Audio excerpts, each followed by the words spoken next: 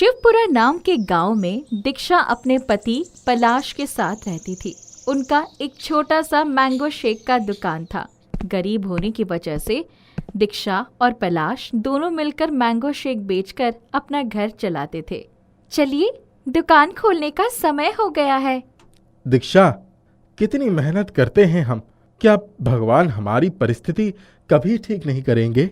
भगवान ही जाने कब सही करेंगे वो। और वैसे भी सही तो तब होगा ना जब हमारे दुकान पर लोग मैंगो शेक पीने आएंगे। सभी ग्राहक कोमल की दुकान पर जाते हैं। पता नहीं उसके मैंगो शेक में ऐसा क्या जादू है। मुश्किल से एक दो ग्राहक ही दीक्षा की दुकान पर आते थे, क्योंकि सारे ग्राहक दीक्षा की दुकान के सामने बने कोमल की दुकान पर ही चले जाते थे। पर फिर भी दोनों अपना घर चलाने के लिए दुकान को पूरा मन से खोलते हैं, इस उम्मीद में कि आज ग्राहक अच्छी हो जाएगी। यहाँ वहाँ मत जाओ, मैंगो शेक पियो और तरोताजा हो जाओ। अरे दीक्षा भाभी, एक ग्लास मैंगो शेक पिलाओ तो। जब तक आपके हाथ का मैंगो शेक गले से नहीं उतरता, शरीर को चैन नहीं आता। एक तू ही तो है राजू, जो रोज आता है मैंगो शेक पीने। दीक्षा राजू को मैंगो शेक दे ही रही थी कि तब एक अचानक एक साथ बहुत सारे ग्राहक उसकी दुकान के आगे लाइन लगाकर खड़े हो जाते हैं। हे प्रभु, आज तो अच्छी खासी शुरुआत हुई है। बड़े दिनों के बाद लगता है हमारे दिन पलटने वाले हैं। और ऐसा हुआ भी। दीक्षा की दुकान चल पड़ी। कई सालों की मेहनत अब रंग लाती दिख रही थी। यहाँ के मैंगो शेक वाला स्वाद तो कहीं नहीं है। कल ही पहली बार पिया है और मैंगो शेक पीकर मजा ही आ गया। कोमल अपनी दुकान के ग्राहकों को दीक्षा की दुकान में जाता देख मन ही मन जलने लगी। तभी कोमल मन में कहती है, बड़ी तेज बन रही है, अभी इसके होश ठिकाने लगाती हूँ। कोमल छुपकर दीक्षा की दुकान पर जाती है और उसके मैंगो शेक में नमक मिला देती है। उसके कुछ ही देर बाद एक आदमी मैंगो शेक का ग्लास फेंकते हुए कहता है, अरे ये क्या है? पैसे लेकर उल्लू बनाते हो? क्या घटिया मैंगो शेक है, गलती कर दी यहाँ आकर। उसे ऐसा कहता देख वहां बैठ सभी कस्टमर भी चले जाते हैं। सभी कस्टमर को जाता देख कोमल खुशी से ही मुस्कुराने लगी। बड़े खुश थे तुम लोग, क्यों? कैसा लगा? ऐसा होते देख दीक्षा को समझने में देर नहीं हुई कि ये काम किसी और का नहीं, कोमल का ही है। वो भागते हुए कोमल के पास जाती है। क्यों कर रही हो तुम ऐसा? हमने क्या बिगाड़ा है तुम्हारा? मुझे पता है तुमने ही मैंगो शेक में नमक मिलाया है। हाँ, अब मेरे सामने कोई आगे बढ़े ये मैं कैसे देख सकती थी? और हाँ, प्यार से समझा रही हूँ, कल से दुकान खोलने की गलती भी मत करना, समझी? तुम इसकी बातें मत सुनो दीक्षा, तुम्हें इससे डरने की कोई जरूरत नहीं है। इतने में ये कोमल अपने गुंडों को आवाज लगाती है, रंगा, इन लोगों के जरा होश ठिकाने लगाना तो। रंगा पलाश को बहुत बेरहमी से पीटता है। क्यों मार रहे हो मेरे पति को? क्या बिगाड़ा है हमने तुम्हारा? अभी तो कुछ किया ही नहीं है, कल अगर दुकान खोलते देख लिया तो और भी हालत खराब कर दूंगी। याद है आपको, ये मैंगो के पेड़ 8 साल पहले हमने लगाए थे। आज कितने बड़े हो गए। परसों ही पहली बार इनको मैंगो तोड़कर मैंगो शेक बनाया और ग्राहक भी इतनी बढ़ गई, और आज ये सब खत्म हो गया। ये काम अब बंद करना पड़ेगा। तभी वहाँ किसी की बोलने की आवाज़ आने लगी। पलाश और दीक्षा, तुम दोनों को डरने की कोई ज़रूरत नहीं है। अचानक से आई आवाज़ से दोनों पति पत्नी डर जाते हैं और हैरानी से इधर उधर देखते हैं। डरो मत, मैं जादुई मैंगो का पेड़ हूँ। दीक्षा और पलाश दोनों कुछ ना बोलते हुए जादुई मैंगो के पेड़ की तरफ मुंह करके खड़े हो जाते हैं। दीक्षा, तुम उदास मत हो, मैं तुम्हें एक जादुई मैंगो दूंगी जो तुम्हारी सारी इच्छाएं पूरी करेगी, तुम्हारी दुकान को आगे बढ़ाने में मदद करेगी। तुम सच में जादुई पेड़ हो, पर तुम हमारी मदद क्यों कर रहे हो? मैंने देखा है कि किस तरह तुम दोनों अपना घर चलाने के लिए मेहनत करते हो, मेरी खूब देखभाल करते हो। तुम दोनों बहुत ही सच्चे इंसान हो, इसलिए मैं तुम्हें उपहार स्वरूप अपना जादुई मैंगो देना चाहती हूँ। इतना कहते ही पेड़ से एक जादुई मैंगो नीचे गिर जाता है। जिसे उठाकर दीक्षा, पलाश खुश होकर एक साथ अपने घर लौट आते हैं। अगले दिन सुबह दोनों जब दुकान खोलने आते हैं तो देखते हैं कि कोमल का दुकान बंद है, जिसके कारण फिर से सारी भीड़ दीक्षा की दुकान में उमड़ पड़ती है। जादुई मैंगो के करामती से कुछ दिनों तक उनकी दुकान पर खूब भीड़ रही और लोगों ने भी जमकर मैंगो शेक पिया। ये जादुई मैंगो तो वाकई जादू पर जादू दिखा रहा है। हाँ, तुमने सही बोला। सुबह से कुछ ना कुछ अच्छा होता ही जा रहा है। अरे, सब हो रहा है, और सब हो रहा है इस जादुई मैंगो की वजह से। दीक्षा और पलाश का तो खुशी का ठिकाना ही न रहा। पर एक हफ्ते बाद ही कोमल फिर से दुकान खोलती है और इस बार वो कई कोशिशों के बाद भी उनके दुकान को नुकसान नहीं पहुंचा पाती। ये सब क्या हो रहा है और कैसे? मेरी दुकान पर कोई क्यों नहीं आ रहा है? मुझे तो कुछ समझ में नहीं आ रहा है। जरूर इस दीक्षा का ही कुछ किया धरा होगा। दीक्षा पर नजर रखने की जरूरत है। अगली सुबह ठीक 4 बजे कोमल दीक्षा और पलाश के पीछे जाती है और उन्हें जादुई पेड़ से बातें करते देख लेती है। ये लो मेरी प्यारी जादुई मैंगो का पेड़, पानी पियो। दीक्षा जादुई मैंगो से बातें कर रही थी और पीछे से कोमल ये सब छिपकर देख रही थी। अच्छा, ये सब जादुई मैंगो पेड़ का कमाल है। दीक्षा के वहां से जाते ही कोमल रोते हुए पेड़ के पास जाती है और उनसे कहती है, मैंने किसी का क्या बिगाड़ा है भगवान? लगता है अब ये जीवन ही किसी काम का नहीं। क्या हुआ? रो क्यों रही हो? रोना बंद करो और ये लो जादुई मैंगो, इसकी मदद से तुम खूब अच्छे काम करो। तभी जादुई मैंगो पेड़ से गिर जाते हैं, जिसे लेकर कोमल अपनी दुकान पर लौट आती है। वो जादुई मैंगो मुझे बहुत सारे पैसे दो और दीक्षा का दुकान चला दो। कोमल के ऐसा कहते ही मैंगो 3 मुंह वाले सांप में बदल जाते हैं। भागो भागो, बचाओ, कोई तो मुझे बचाओ। भागते हुए कोमल दीक्षा के पास जाती है। दीक्षा, मुझे बचा लो। मेरी लालच के कारण जादुई मैंगो सांप में बदल गया है। अब तुम ही कुछ कर सकती हो। दीक्षा ने जब 3 मुंह वाले सांप को देखा तो वो समझ गई ये जरूर उन जादुई मैंगो का ही जादू है। दीक्षा ने हाथ जोड़ते हुए मन से कहा, ए मेरी प्यारी जादुई मैंगो, कोमल से गलती हो गई, उसे इस बार के लिए माफ कर दो। उसे अपनी गलती का एहसास हो चुका है। दीक्षा के इतना कहते ही 3 मुंह वाला सांप वहां से गायब हो गया। कोमल भी इस घटना के बाद अब पूरी तरह से बदल गई। उसने अपनी गलती की माफ़ी मांगी और दीक्षा ने उसे माफ़ करते हुए अपने गले से लगा लिया। अब वो तीनों मिलकर जादुई मैंगो शेक का दुकान चलाते हैं। दूर गांव संबलपुर में एक अनाथ लड़का रहता था।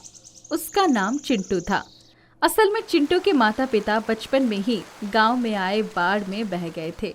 उस वक्त चिंटू को गांव के मछुआरों ने बचा लिया था। चिंटू के पिता अपने परिवार की आजीविका के लिए पानी पूरी चाट का ठेला लगाया करते थे। गांव में बाढ़ आने के बाद उनका ठेला तो पेड़ के ठीहा में अटक कर बच गया, पर चिंटू के माता पिता खुद को उस बाढ़ से बचा नहीं पाए थे। चिंटू तब 7 साल का था। उसकी धुंधली यादें कभी कभी चिंटू को रात में परेशान करती थी। सुनो गांव वालों, आने वाली शिवरात्रि को तालाब के पास मेला लगाया जाएगा। उस वक्त जन पंचायत में चिंटू के पड़ोसी छगन ने गांव वालों को इकट्ठा किया था। प्रधान साहब, मेला तो लग जाएगा, पर इस मेले में लोग कैसे आएंगे? हमारा गांव इतना छोटा है कि ठीक से साधन भी नहीं है यहाँ तक लोगों को लाने के लिए। चिंता ना करो छगन, हम आसपास के सभी गांव में ढिंडोरे पिटवा देंगे। इस बात का कि संबलपुर में विशाल मेला लगने जा रहा है। पर प्रधान जी, इस ढिंडोरा पिटवाने और बाकी तैयारियों में जो खर्च आएगा उसको कौन भरेगा? गांव के लोग देश में चल रहे मंदी से वैसे ही परेशान चल रहे हैं। सबका धंधा ठप जा रहा है। अरे खर्च की चिंता तुम मत करो, हम सरकारी मदद से लोगों में इस बात का प्रचार करवाएंगे, क्योंकि हमारे गांव से लोग जुड़ेंगे तभी इस छोटे से गांव का विकास होगा। सब गांव वालों ने प्रधान की बातों पर सहमति देते हुए मेला लगाना तय किया। संबलपुर गांव के खंडंचे पर चूने की लकीरें खींची जाने लगी। मंदिरों और भवनों का रंगारोहण और सफाई कार्य चालू हो गया। तालाब के पानी में लगे सारे शैवालों को साफ करके मछुआरों ने सुंदर बना दिया। गांव में लगने वाले मेले की तैयारी जोर शोर से चालू हो गई। एक दिन छगन ने अपनी पड़ोसी चिंटू को बुलाया। चिंटू की उम्र भी 18 साल पूरी हो चुकी थी। चिंटू, तुम बताओ, गांव के मेले में तुम क्या धंधा करोगे? मैं क्या धंधा करूंगा छगन काका, मुझे तो गांव में से ही हर घर से जीने के लिए 2 वक्त का खाना मिल जाता है। गांव वाले तुम्हें 2 वक्त का खाना इसीलिए दे रहे थे क्योंकि तुम बच्चे थे और काम धंधा करने लायक नहीं हुए थे। जब 18 साल पूरा होने पर सरकार भी तुम्हें काम धंधा करने की छूट देती है। अब तुम्हें अपने जीविका का साधन खुद निकालना होगा। आप ही बता दो छगन काका कि मैं क्या धंधा कर लूं। तुम्हारे पिता की आखिरी निशानी के रूप में तुम्हारे पास जो चाट का ठेला है उसको लगाओ गांव के मेले में। तुमने तो कितनी बार देखा था बचपन में अपने पिता को चाट बनाते हुए। छगन की बात चिंटू को समझ में आ गई और वो अपने पिता की विरासत उस चाट के ठेले को मेले में लगाने के लिए मन बना लिया। चिंटू ने अपने माता पिता को चाट बनाते हुए देखा जरूर था, पर उसने पहले कभी भी चाट नहीं बनाया था। रात हो चुकी थी। चिंटू अपने पिता को याद करते करते सो गया। उस रात सपने में खुद चिंटू से बात करने के लिए उसके पिताजी आए। कैसे हो चिंटू बेटा? आप कौन हैं? चिंटू बेटा, मैं तुम्हारा पिता हूँ। गांव के मेले में तुम्हें चाट कैसे बनाना है ये समझाने के लिए आया हूँ। जी पिताजी, अच्छा हुआ आप आ गए, मुझे आपकी ज़रूरत थी। कृपया बताइए कि मैं क्या करूं। मेरी बात सुनो चिंटू बेटा, गांव के 3.5 किलोमीटर दक्षिण के तरफ तुम्हें एक बरगद का पेड़ मिलेगा। उस पेड़ पर चढ़ जाना, जहां एक चिड़िया का खोह मिलेगा। उस खोह में मटर के कुछ दाने होंगे और 2 सोने के सिक्के तुम्हें मिलेंगे। उसके बाद फिर बताइए पिताजी। उस मटर के दानों में से 8 दाने गिनकर निकाल लेना और दोनों सिक्कों को बेचकर बाजार से चाट बनाने का बाकी सामान लेते आना। सिर्फ 8 मटर से कैसे चाट बनेगा पिताजी? सोने के सिक्के से बाकी सारा मटर और सामान आ जाएगा। अच्छा ठीक है पिताजी, उसके बाद क्या करना है? उन 8 मटर के दानों को चाट के लिए गए बाकी मटर के दानों की साथ मिलाकर तुम चाट बनाना। तुम्हारे साथ इस पूरे गांव का भला हो जाएगा। सुबह जब नींद खुली तो चिंटू अपने पिता के बताए रास्ते में जाकर उस बरामदे की खोह में देखा तो वो सारी चीजें मिल गई जो चिंटू को सपने में उसके पिता ने बताई थी। चिंटू ने वही किया जो उसके पिताजी ने सपने में बताया था।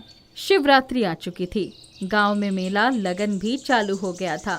हर तरफ चिल्लम चोट मचा था। लोगों ने तरह तरह के धंधे लगाए थे मेले में। किसी ने खिलौने का धंधा लगाया था, तो किसी ने घरेलू सामान का, तो किसी ने रेडीमेड कपड़ों का धंधा लगाया था। चिंटू भी मेले में अपने पिताजी के चाट के ठेले को लेकर तैनात हो गया था। चाट कैसे दे रहे हो बाबू? 10 रुपये प्लेट काका। लगाओ 1 प्लेट चाट। अभी दे रहा हूँ काका, ये लीजिए। चिंटू के चाट की बोहनी हो चुकी थी। ये चिंटू की पहली कमाई थी जो उसने अपने ठेले पर रखे हुए अपने माता पिता की तस्वीर पर चढ़ा दिया। कुछ देर में एक और ग्राहक आता है। बाबू, तुम ही हो वो चाट वाला जो अभी थोड़ी देर पहले मेरे पिताजी को चाट खिलाया था? जी भैया, बताइए, कोई कमी रह गई क्या उस चाट में? अरे कमी नहीं बाबू, उस चाट में तुमने ऐसा क्या मिला कर दिया कि मेरे पिताजी ने आज घर पर पेट भरकर खाना खा लिया। पथरी की बीमारी की वजह से वो कुछ भी खा नहीं सकते थे। सब पिताजी का आशीर्वाद है भैया। मैं तो मामूली चाट वाला हूँ, आपके लिए भी 1 प्लेट बनाऊं क्या? वैसे तो कब्ज की बीमारी मुझे भी है, उस पर यह मसालेदार चाट मेरी तबीयत और खराब कर देगा। रहने दो बाबू। ठीक है भैया, कोई बात नहीं, सेहत से बढ़कर कुछ भी नहीं है। वो ग्राहक पहले तो चला गया, फिर थोड़ी देर बाद वापस लौट कर आया। मुझे भी खिलाओ बाबू 1 प्लेट चाट। तुम्हारे चाट की खुशबू ने मुझे वापस आने पर मजबूर कर दिया। मेरा मन नहीं खाने का, पर अब अचानक से मन करने लग गया। हो जाता है ऐसा कभी कभी। ये लीजिए भैया, गर्मा गर्म चाट। थोड़ी देर बाद एक बहुत बड़ा झुंड चिंटू की दुकान पर आने लग गया। सबको चिंटू की चाट ही खानी थी। उस झुंड ने आकर 1 घंटे के अंदर ही चिंटू के चाट की सारी सामग्री खत्म कर डाली। दिन में 11 बजे से लोग मेले में चिंटू के चाट ठेले पर से 2 बजे ही पूरा सामान बिक गया। चिंटू अपनी खाली हो चुका ठेला लेकर वापस गांव की तरफ चल ही रहा था, तब तक उसने देखा कि पूरे मेले में उसे खोजते हुए लोग नजर आ रहे हैं। सब एक दूसरे से चिंटू की चाट तक पहुंचने का रास्ता पूछ रहे हैं। एक ग्राहक तो खुद चिंटू से ही उसके चाट ठेले का पता पूछने लग गया। वो एक लड़का आया था आज चाट बेचने, उसका ठेला कहाँ पर लगा है? वो चाट वाला लड़का मैं ही हूँ, पर चाट तो खत्म हो गई। थोड़ा सा ही दे दो हमें जादुई चाट भैया, मेरी भी बीमारी ठीक हो जाए। जादुई चाट? ये क्या बात कर रहे हैं आप काका? तुम्हें नहीं पता? नहीं, मुझे कुछ भी नहीं पता। पूरे शहर में ये हल्ला हो गया है कि संबलपुर गांव में मेला लगा है, जहां पर चाट वाले की चाट खाकर लोगों की बीमारी ठीक हो रही है। क्या बीमारी ठीक हो रही है? अरे हाँ बाबू, शहर में हल्ला है कि कलेक्टर साहब के पिताजी की तबीयत ठीक हो गई। खुद भेष बदलकर मेला घूमने आए कलेक्टर साहब की बीमारी ठीक हो गई। हाँ, मुझे इतना तो पता है। उनके जाने के बाद से ही खूब ग्राहक आए और पूरा माल बिक गया कुछ ही देर में। अरे बबुआ, हमें थोड़ा सा ही बचावाला खिला दो, बहुत परेशान हूं मैं अपनी गुर्दी की बीमारी से। चिंटू खरोच खरोच कर थोड़ी सी चाट उस आदमी को दे देता है, जिसे खाकर वो वापस चला जाता है। गांव का मेला खत्म होते ही ग्राम प्रधान चिंटू को खोजते हुए उसके पास आए। कहाँ हो चिंटू बेटा? हाँ कहिए प्रधान जी। तुम्हारे चाट की चर्चा तो शहर में मशहूर हो गई। लोगों की बीमारियां ठीक हो रही है तुम्हारी चाट की वजह से। मुझे भी मेले में एक ग्राहक ने बताया ये बात। तो हम तुम्हें ये कहने आए हैं कि कलेक्टर साहब का हमारे पास फोन आया था।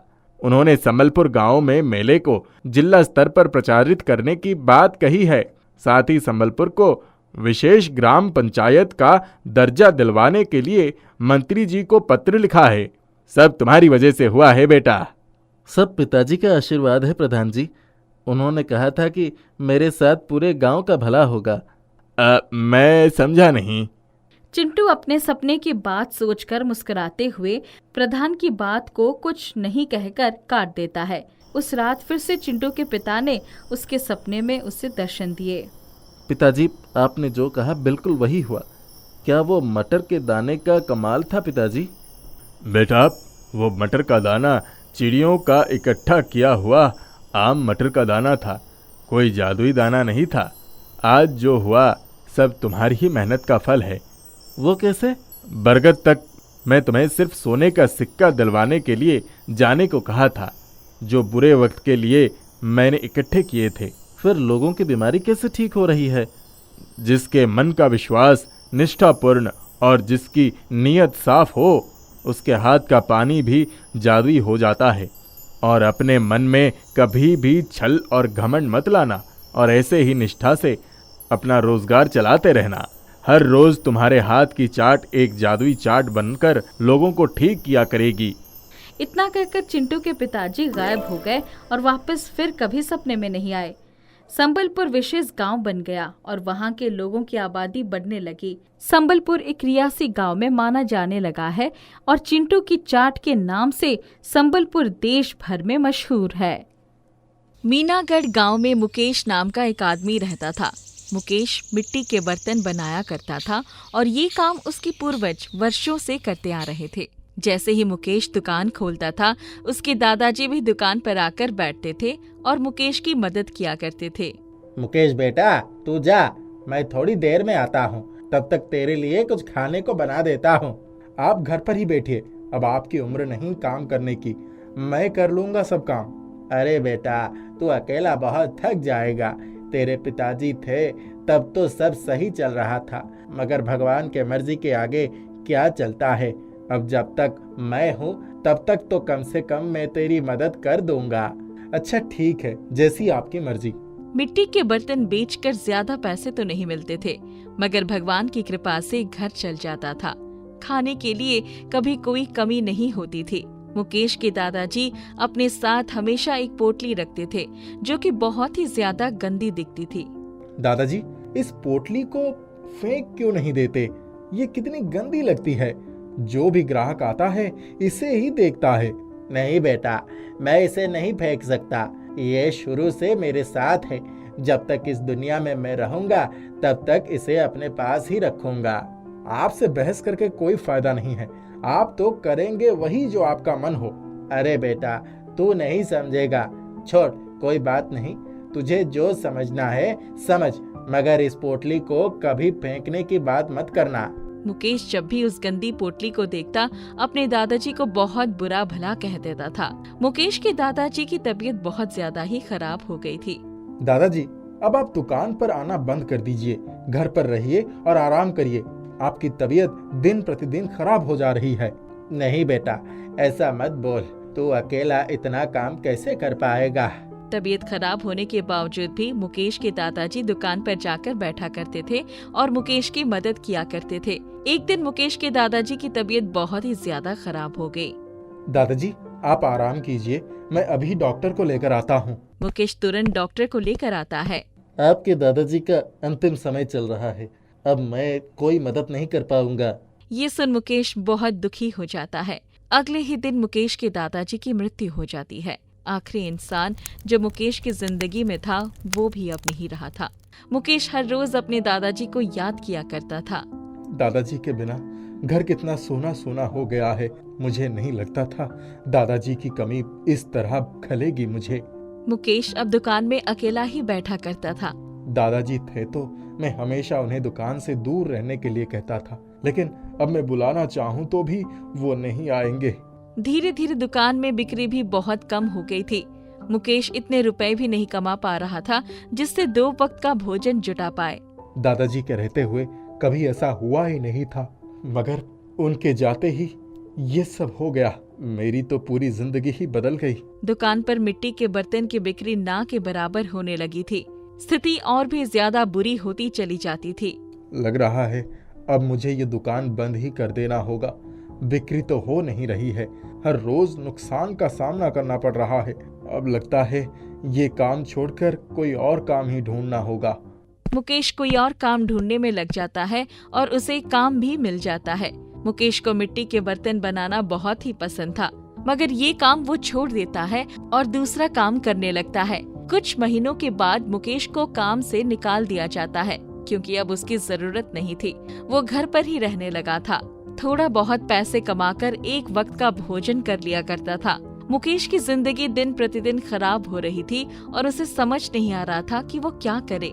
वापस मिट्टी के बर्तन नहीं बेच पा रहा था क्योंकि उसे खरीदने वाला तो कोई था ही नहीं। एक दिन जब मुकेश बाजार से घूमकर आता है तो देखता है उसके चाचा जी आए हुए हैं। क्या हुआ चाचा जी, इतने वर्षों बाद दिखाई दे रहे हैं? मैं बापूजी की सभी चीजें लेने आया हूँ। उनका जो भी सामान है मुझे दे दो। तुम उनका क्या करोगे? ये आप क्या कह रहे हैं चाचा जी?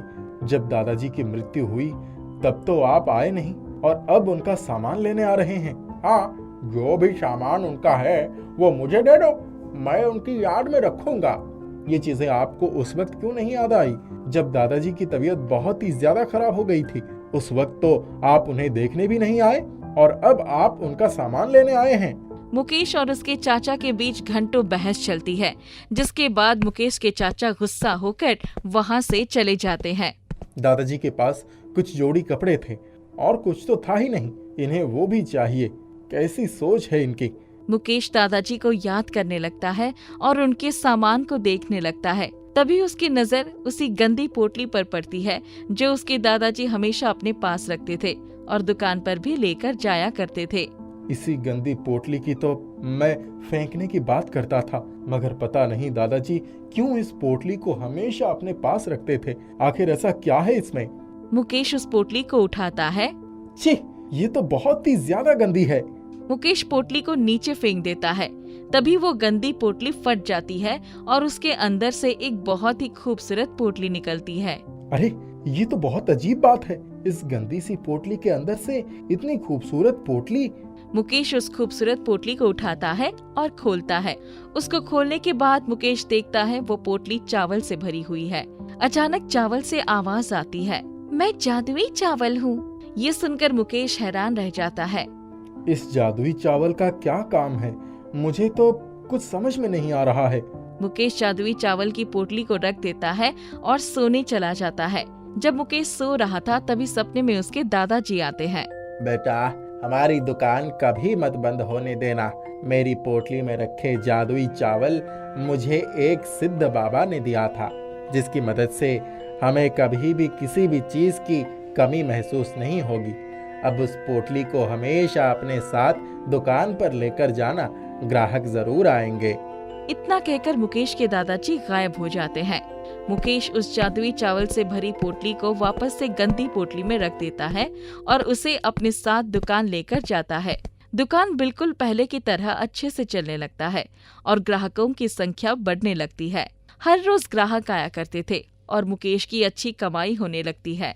कभी किसी भी चीज को बुरा नहीं कहना चाहिए। कब कौन सी चीज काम आ जाए हम समझ भी नहीं पाते हैं।